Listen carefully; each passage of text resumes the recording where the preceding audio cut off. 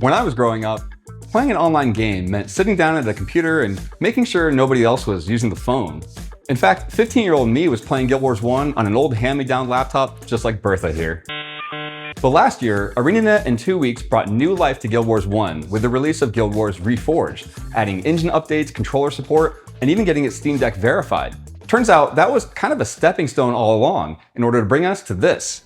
Guild Wars Reforged is now on mobile.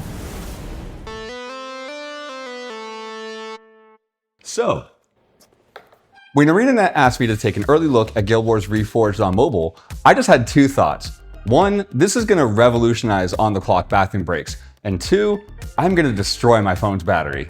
And spoilers, destroy my battery it did after I grabbed it from the Play Store. Of course, if you're on iOS, it'll be on the App Store too. Fire it up and you'll have the option to log in with your ArenaNet account or your given mobile account. And then it's Guild Wars. No, not mini Guild Wars or Guild Wars side quest. It's not a mobile port in the sense of we made a pocket version of the game. It's a port as in we took the PC game and shoved it into your phone. That means cross-platform play isn't just a supported option, it's baked into it by nature.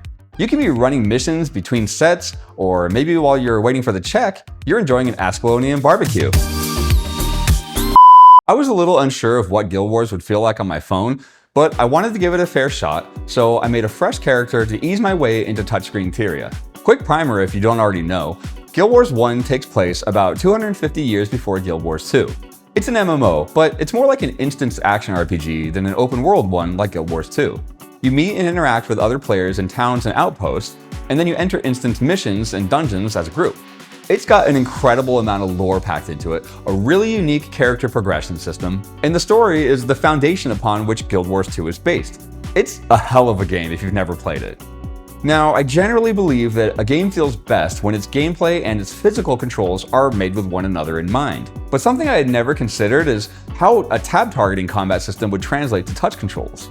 You see, unlike Guild Wars 2, Guild Wars 1's combat is less about positioning and dodging and more about selecting targets and managing skills.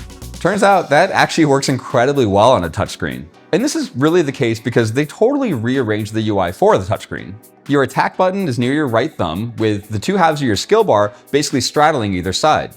Instead of binding your buttons to skills, you just tap the skill to activate it. You get buttons by your left thumb for swapping between weapon sets, and now the chat window sort of pops out so it gives you as much room as possible for your keyboard. You could use a third-party controller and its companion app to map physical controls onto the screen, I guess if it's cold out or something.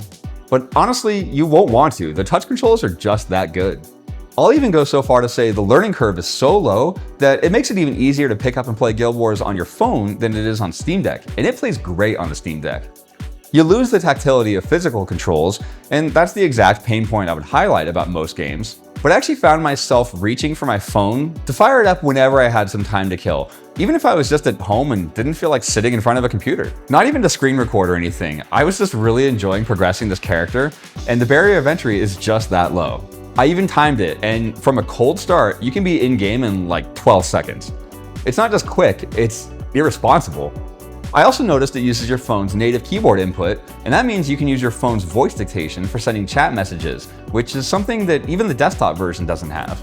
Not everything is perfect, of course. I wish you could tap the compass to open the mission map, and while it's super helpful to have info from your current quest on screen, a small button to pop your full quest log would be nice. I don't think you can zoom in or out either. And if you were wondering, you don't need a crazy racing phone to play this. I know I have this silly flippy fold, but I got curious, so I also tried it on this 9-year-old Pixel phone, and I can confidently say that if you're running something made in this decade, it'll run just fine. And remember, the beauty of this just being a mobile client for Guild Wars is that for any content that feels better with a big screen and keyboard, it'll be waiting for you when you're back home. Now, if you already have any of the original Guild Wars 1 campaigns, or you bought Reforged outside of Steam in the past, you basically already have Reforged on mobile. Just install the game and log in with your ArenaNet account like you were on PC. But I know some of y'all might have never played Guild Wars 1 at all, and to that I say, now is a great time to start.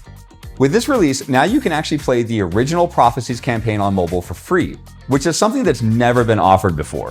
Free players will get loading screen ads, but only on the loading screen. They're capped at 30 seconds, and they're even spaced out so you won't get spammed with back-to-back ads. And that's only on free-to-play accounts. You can actually buy the original 3 campaigns on mobile for $6.99 each or $21 for all 3. And you can link your mobile ID with an ArenaNet account later, meaning if you tried it on your phone and you liked it enough to buy it, you can pick up right where you left off on PC or SteamDeck as if you bought the PC version because, well, you did. Guild Wars 1 is also going through kind of a renaissance right now. Since 2 weeks started helping out, we've got 3 new game modes, including a permadeath challenge, balance adjustments, 2 new heroes, a bunch of quality of life improvements, and even 2 new dungeons. Don't let the age of the game steer you away. Guild Wars 1 isn't just alive, it's thriving. I gotta be honest, I knew playing Guild Wars 1 on my phone would be cool, and I knew I'd have some fun with it when making this video. But given my experience with mobile ports in the past, I was expecting to think of it as a bit of a novelty.